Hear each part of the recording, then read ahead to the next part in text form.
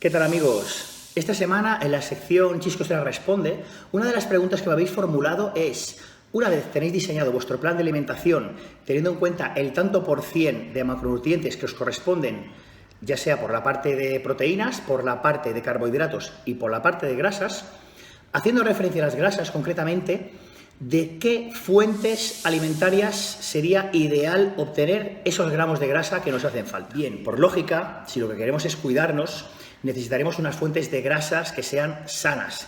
Eso hará que nuestro organismo, nuestra membrana celular, esté mejor dotada y también nuestro entorno hormonal sea mucho más eficiente.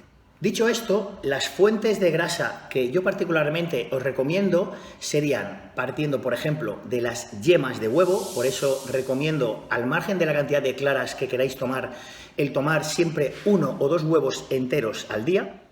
También trataríamos de nutrirnos con diferentes tipos de aceite, sobre todo el aceite de coco y el aceite de oliva virgen, a ser posible extra, y ambos que sean prensados en frío. Por otra parte, tenemos una fruta que en realidad no se acaba de considerar fruta porque en lugar de ser rica en fructosa es rica en grasa, como es el aguacate.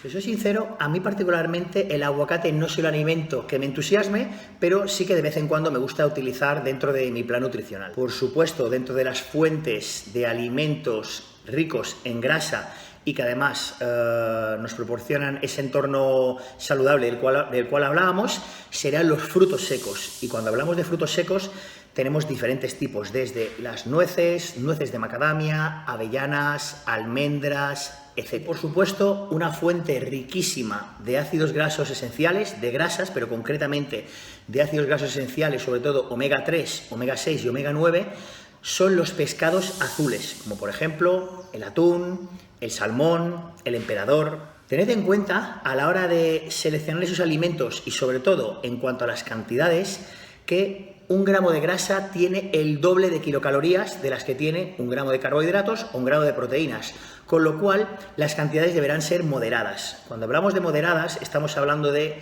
1 o 2 yemas de huevo al día, una cucharadita de aceite de coco o aceite de oliva, que corresponden a unos 5 mililitros, es decir, a unos 5 gramos de grasas netos. Cuando nos vamos a los frutos secos, muchísimo cuidado, porque es como todo, los frutos secos son muy sanos si lo sabemos tomar con moderación.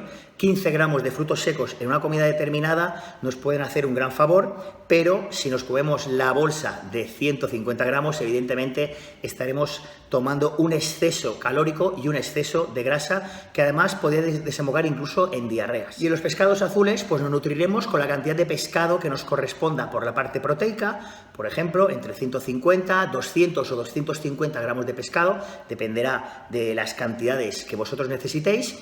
Y en esa misma cantidad ya el pescado azul ya contendrá la cantidad idónea de ácidos grasos esenciales. De esta manera tenéis cubiertas vuestras necesidades diarias de grasas que, como hemos comentado muchísimas veces, no deben ser bajas, sino que deben ser moderadas. No digo moderadamente altas, pero sí que deben ser moderadas y tienen que estar presentes prácticamente en todas y cada una de nuestras comidas.